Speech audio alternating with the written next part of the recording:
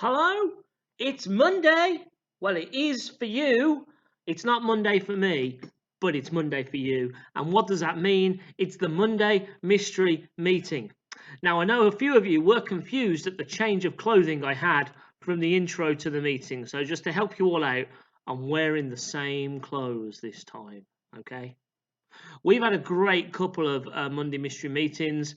I mean, it started so well with Claire Oates. Thank you, Claire. Thank you, Elaine Webb. Thank you, Vicky Vincent.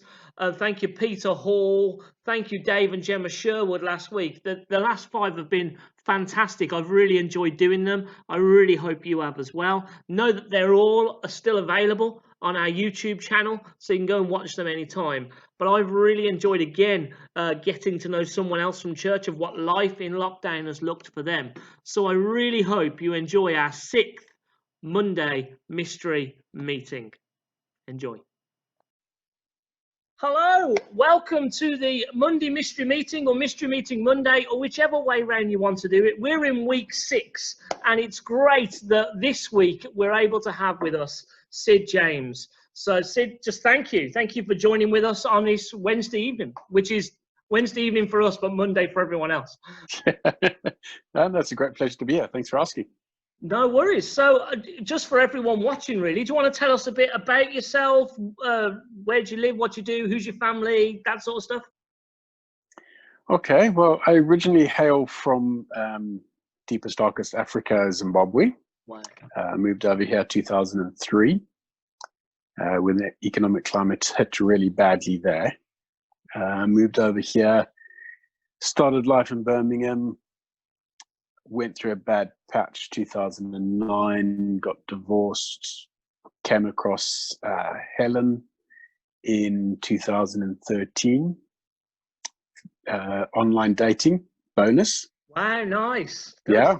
Online, a Christian dating website to boot, which is even better. Great. So they do work, and it was literally a case of meeting. First meeting in February, engaged in March, married in August. Wow. Yeah, so it was whirlwind. That's incredible. Wow. Yeah, and then and then got 2 kids, Lillian and Philip, who has been an absolute blessing and a miracle. They've both been miracles, to be fair. So it's been an interesting life. Yeah, wow. You've been a bit everywhere. You've had so many people and things going on, and now you're here in the Wire Forest with us. Absolutely, yeah. Where else would I be? So what do you do? What's your work? What do you do to occupy your time? Well, yeah. Jack of all trades, master of none, to put it in a nutshell. Yeah. Paid work. I work in the medical engineering department of the Queen Elizabeth Hospital. So I manage the what we call the equipment library, and that is involved with all of the pressure relieving mattresses, which the patients are using to reduce and relieve any precious ulcers and sores. And we also manage the volumetric devices, the fluid pumps and the drips and the syringe drivers, and also the negative wound pressure vacuum therapy pumps. And so it's a lot of asset management, tracking and tracing of equipment throughout the whole hospital. Wow. And yeah, this COVID period has been quite taxing for us. Yeah, trying to source equipment. Imagine things like drips. Everyone needs one, but everyone's everywhere. Yeah. It got to the point where we were having to bring in obsolete equipment, recondition it as quickly as we can and as safely as we can, and get it back into use. Wow. It was a big challenge for the workshop guys, and also locating and finding all the ventilators and getting those commissioned and making sure they're suitable and safe for use, and getting them up to speed. But it was a great challenge for us. And you say it's QE, isn't it? The way you said you were. Yeah. So that's like the super hospital. It is the super hospital. So it's not like a tiny place where you're working. No. It's literally the biggest hospital in the West Yep. Midlands. Yep. Wow. Yeah, 1,500 beds. So yeah, it's, I mean, our critical care area during the COVID period, well, normally is 36, but just on 100 beds. Yeah. We doubled it for the COVID pandemic. Wow. That was at our surge peak, but thankfully we never used it. We never got to that stage where we needed it. Great. But we were prepared for it. We had everything in place within a couple of days. But yeah, fortunately, we never needed it. Wow. Well, that's a miracle in itself. It is. I know It you is, hear yeah. the negative numbers and things on the news of how hospitals are breaking points. To hear that capacity was never really it was required, but it was never fully used. That's good news, isn't it? Actually, utilized. Yeah, it is. Wow. So, but you don't just work at the it's QE, do you? You do. No. It's I've got a second part-time job at the Crescent Theatre in Birmingham. Which lovely there. I love that theatre. Nice, affordable shows. You know, 50 quid at the Hippodrome, or you can come to the Crescent and enjoy a nice show for 15 quid. I enjoy that. Indeed, yeah. So it's one of the technicians there. It's primarily on the sound side. Yeah. But a bit of everything there, which we have to be in, being such a small theatre. Yeah. So yeah, it's a part-time job, nights and weekends. It's not ideal having a small family. No. And it's such a young family, but at this point, needs must. Yeah. But then again, we've also got our own little venture where we assist people as much as we can on their household utilities. Oh, great. So we offer them a different option to what they're currently getting. Yeah. 9 times out of 10 at a cheaper rate, which is even better. Yeah. And as that develops, I'll then be able to pull away from the Crescent Theatre and spend more time at home. That's my ultimate plan. I think it's lovely. Everyone that I know that works in the theatre, they love the theatre, but it is such a, I don't want to use the word time consuming, but it's the awkward times. That is the traditional family time. It's all the unsocial time. Because family go to the theatre. So someone's got to work whilst those families are going to the theatre. Yeah. I mean, back in the day, well, we say that back in the day now. Back in the day being 10 weeks ago. Exactly, yeah. A normal day for me would be up at 5, into the hospital for 7, finish there at 4, into the theatre at 5, back home for 10:30, 11 at night. Wow. And do it again the next day. Wow. So you were already working long hours. So I imagine, please correct me if I'm wrong, but as we went into lockdown, the theatre work went down, which would have been great. But obviously then your hospital work would have gone up. So actually, I imagine you're still probably working the same amount of time. Just bizarrely not. Really? Bizarrely, yeah. Wow. Because we've got such a big team at the hospital, it balanced out really nicely. We did 4 weeks of weekend work, and that was all we needed to do to catch up and get ahead. Wow. So, and then once we'd done that, we're just coasting now. Yeah, so almost. So we're back to a normal working week. Wow. So you had that window of work hard, keep going, but you're now almost reaping the benefits of that consistent hard work. Wow. Yeah. So can you tell us a bit of what was it like at the super hospital as we went into lockdown? What was that like? The first couple of weeks was, I'm thinking pandemonium, but it wasn't. It was organized chaos. Yeah. We had the major plan put in place. It was considered major incident, so everything was just put on hold. All annual leave was stopped. All time off was stopped. Everybody was called in, and we designated we've got 4 critical care areas. So we started with critical D as the main COVID ward, and we filled that to capacity, and then we spilled out into critical C. And yeah, it was the first couple of weeks for the nursing staff was difficult. There was a lot of pressure on them because it was all new processes. Because going into a COVID ward area, you had to what we call don on the equipment. So the surgical gown, the gloves, the mask, the respirator, if you needed it. So someone like you with facial hair can't wear a normal mask. You'd have to wear a full face respirator. I had no idea about that. So were people everywhere just like shaving their beards off left, right, and centre? Some refused to shave the beard, so they would have the full face respirator. Wow. Yeah. No idea about that. Wow. Yeah. So that there was all quick training on that, and then it was all a one-way system through the whole ward sections. And then coming out of the wards, you then have to doff all that equipment, which is take it all off. Yeah. And there's a procedure and a technique of taking it off to keep yourself clean as it all comes off. Wow. And you're in there for once you're in on the ward, you're in there for a good 6-7 hours. Yeah.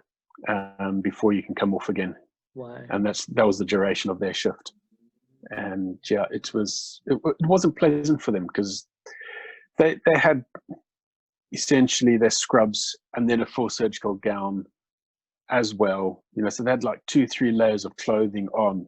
Yeah. So they were, they were struggling to keep themselves hydrated. But like in this, I mean, I know it wasn't as hot as it is now, but this week's been a nightmare. I can't imagine. It's been bad enough without a t-shirt and shorts, let alone all that layers with exactly as well. Yeah. But yeah, I mean, fortunately now we're down to the last check was about, I think it was under 30 patients in our critical care. We've cut them all right back to just the one critical care unit. Wow, that's really good. Yeah, and that's less than half full now. Wow.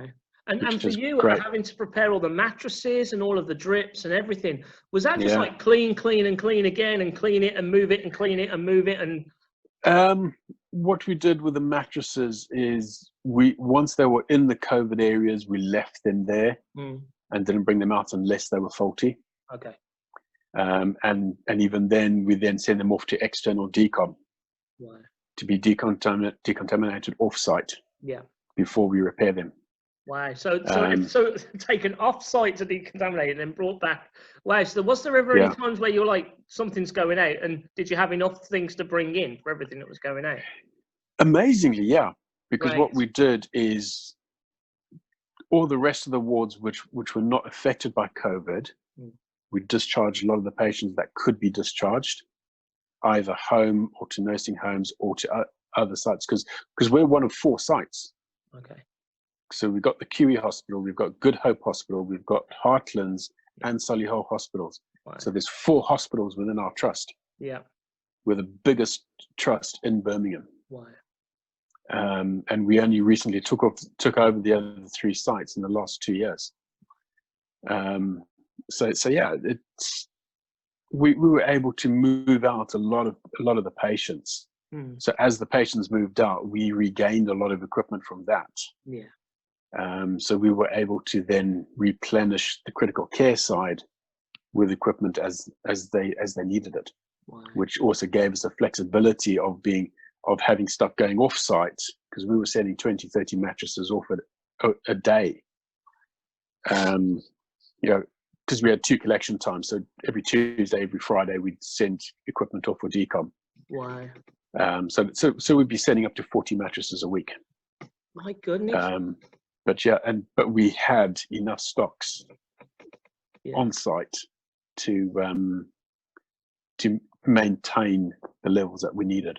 As you say, your first word you went with was pandemonium, and then you changed it to that organised chaos. It does sound like there has to be this level of organisation to keep it all going, but I imagine so many parts and pieces moving at the same time. I can imagine it's like one of those speeded up, videos where it moves quicker in wards, and with everyone moving and everyone just doing their role whilst everyone else is doing theirs, as like that machine. Wow. Yeah, it's a well-oiled machine. Wow. You know, it's that the guys just they deserve everything they got. Wow. You know, yeah. So what were the personal challenges for you at this time? What has been your personal challenges going through? The biggest one was trying to get the wards to do what they're supposed to do on our decom side, bag everything up so that we don't become infected. Yeah. You know, because of the nature of the dynamic mattresses, because it's basically a lilo, a glorified lilo. Yeah. So it's got its air cells in it. So there's lots of air capacity within there where the virus could potentially sit and wait until it gets puffed out again. Wow. So everything had to be bagged up before it left the ward so we could send it off. Some wards weren't doing it. So it was a constant battle with them and a re-education on top of re-education. Yeah.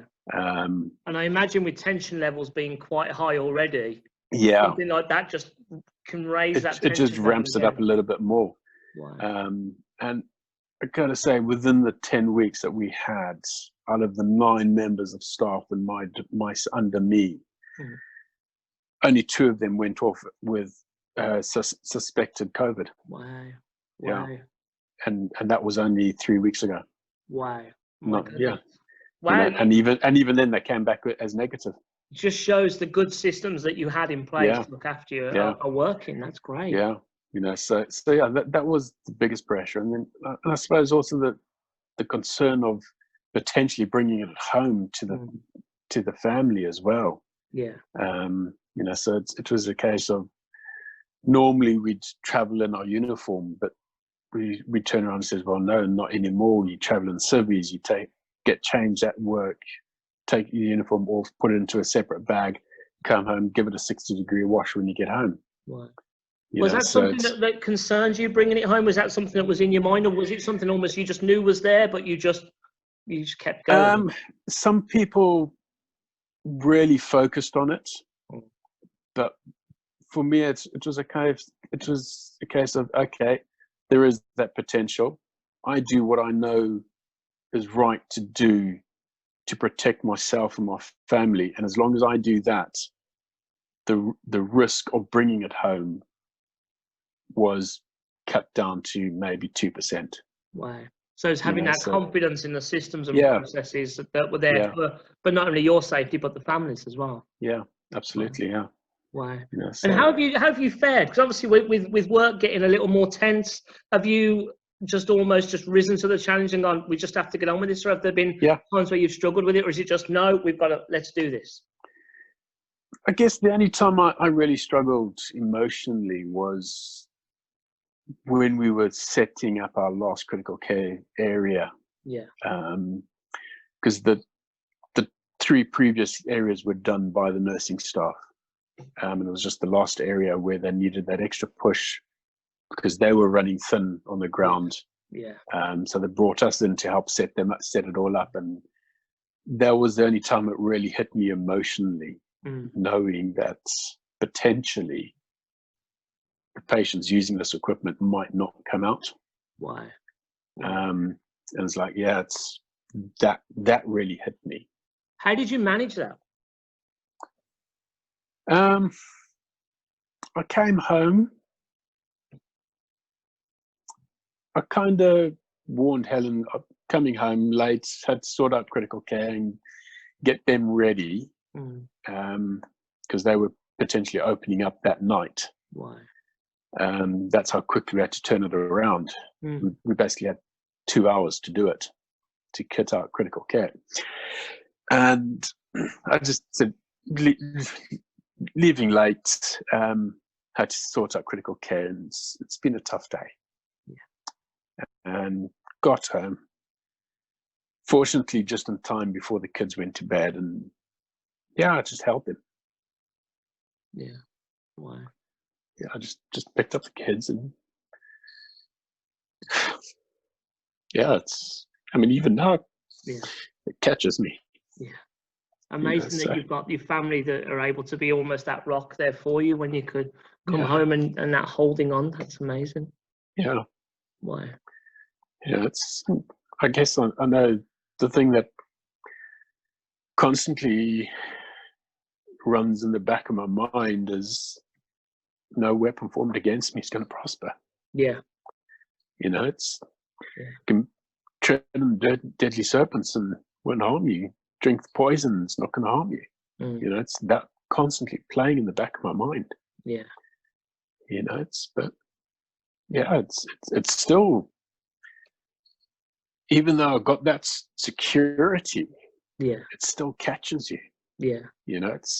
We're all human at the end of the day. That's the thing. I think sometimes we can go, well, I've got God, so I can walk into anything and everything's going to be fine. Yeah.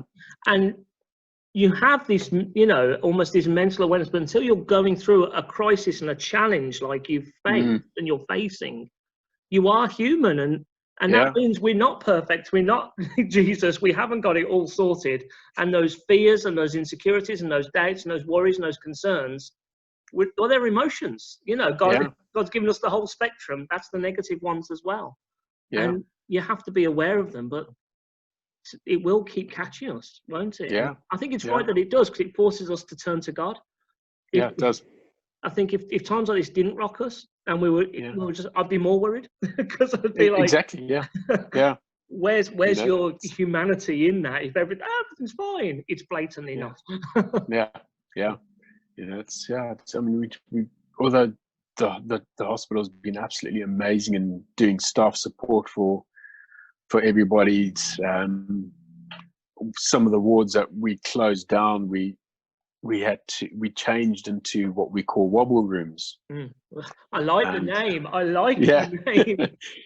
So if you're having a bit of a wobble and you're feeling a bit tender and that, you can just go there. There were counselors there. There was hot drinks on tap, and you could just go and have a quiet moment by yourself and speak to someone if you needed it. And so the staff support side has been absolutely amazing for everybody.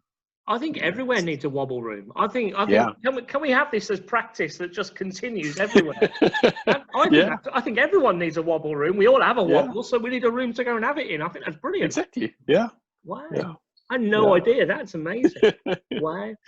Yeah. And where have you seen God with you through all this, or is it almost just been He's been a presence that's been with you, or have you seen God at work in you and around you?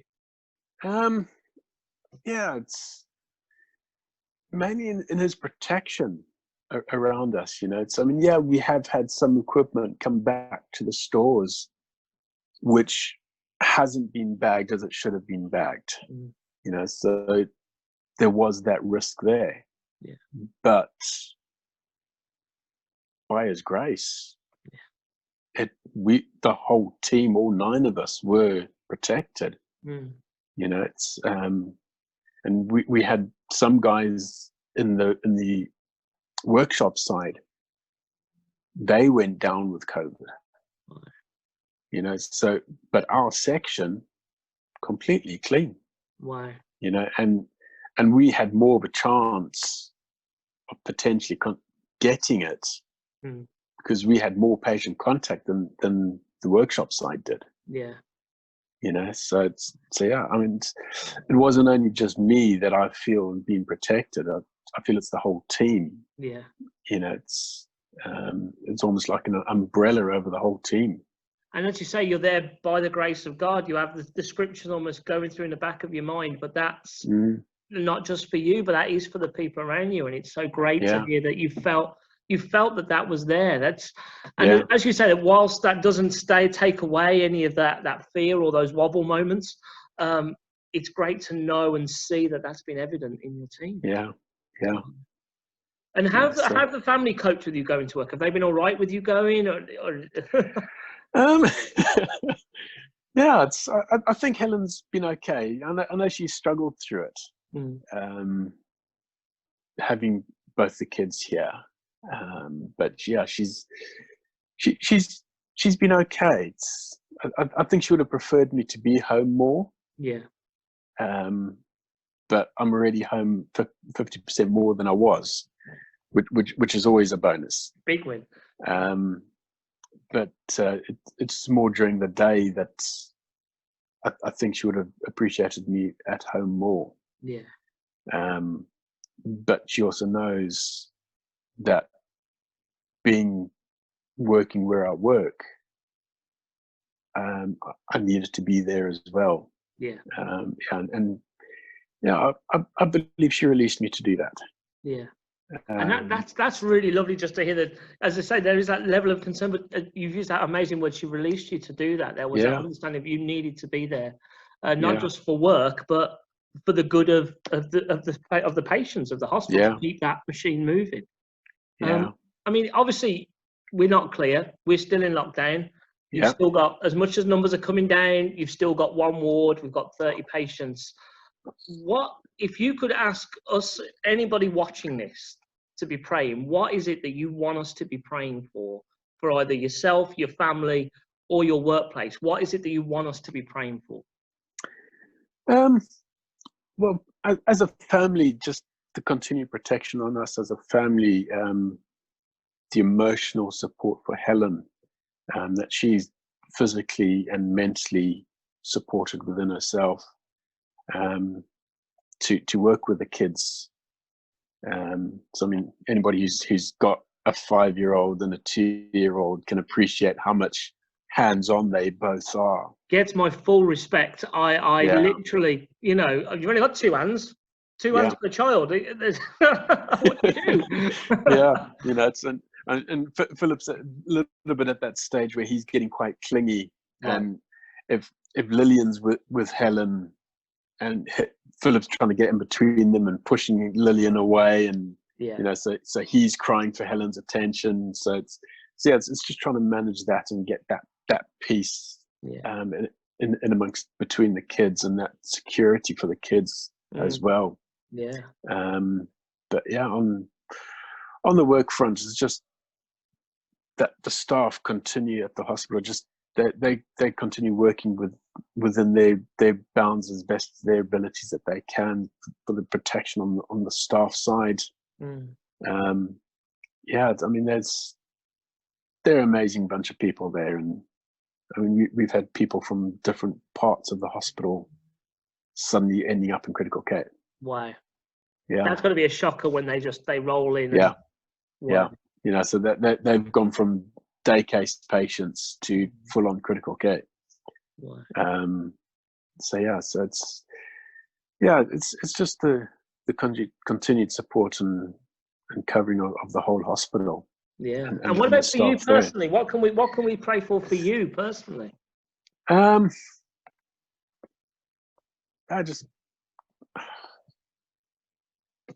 Sorry. I don't know. Sorry. I'm kind of like, well, let's take care of everybody else, and I'll bring up the rear. And see, for me, I'd want to be praying that you just have the strength to keep going, to have that focus, that protection, and have that strength to go. I'm having a bit of a wobble, but God's got me. Like almost how you've described over this last 20 minutes that you've had those moments. But to have that strength to keep going, I think that would be my prayer for you anyway. Yeah, absolutely. Yeah. Wow. Yeah. And finally, just, is there anything we can be doing to practically be supporting the NHS or anything else? What is there anything we can be? Obviously, prayer is great. But some people love doing things. We're going to be praying, but is there anything that you would be saying, you know what, this is your chance to go do this, whatever this is? It's practically to try and help the NHS would be just adhere to any lockdown procedures. Just, yes, we have been released and got that measure of freedom, but let's not abuse it. Let's still be respectful of the fact that this can and potentially will spike again within the next week and a half. It's because I mean, we've got a fairly good idea of how this spreads, but we don't know. We still don't know 100%. No. It's because I mean, all it takes is one person in a room of 30 that's got it, and you've potentially infected another 30 people. Yeah. Wow. I mean, I know I say it at the end of almost everything I do live, but stay safe, wash your hands, and follow the government guidelines. But it feels like that's all we can be doing actually right Yeah, now, isn't it? yeah, yeah. Keep your distance. Just be respectful of each other. And yeah, if people are not doing what they should be doing, so okay, fine. How can I help them do what they're supposed to be doing? Do I need to move back? Yeah. Do I need to give them space? Yeah. And not be so much about me, but more about them. Yeah. It's, yes, I'm protecting me, but I'm more protecting them. Yeah. That's great. And just keeping that mindset. And I think, and some people might go, oh, we've heard this before, but you'd be surprised when we're in week 10 now. Yeah. And actually those messages, almost some people go, oh, that doesn't apply anymore. It's like, well, no, it still does. If anything, it probably applies even more. Yeah. Because we've got that bit of release. People, I think, oh, okay, things are okay now. Yeah. But I mean, I saw an image posted on our hospital Facebook page for the staff of an image of a burning building. And the quote says, yeah, the fire's past its peak. You can go in now. And I'm thinking, but the building's still on fire. Yeah. That's where we're at. Yeah. Yes, the COVID is still there. It's still burning in patches. So it could still flare up again. Yeah. It's not completely watered down. It's not completely out yet. No. So respect the space. That's the biggest thing. Yeah. Wow. Yeah. Well, I mean, I just want to thank you. I mean, there's so much more I could talk to you about, honestly. But we could be doing this for hours, and I don't think anyone wants to do it for hours. But I just want to thank you for giving up your time, being so honest and so open with us. Thank you. And just know, just a big thank you from me for what you're doing, for the fact that you're going in still. It's only a pleasure. And you're being part of the whole solution by doing what you're doing. So thank you so much. Know that we do just respect you, honor you, and we do pray for you and your family all the time. So thank you so much. Thank you. No, I appreciate it. But have a great week. And everyone, you've heard it. Stay safe. Wash your hands. Follow the government guidelines. Respect each other's space. And we'll see you all next week.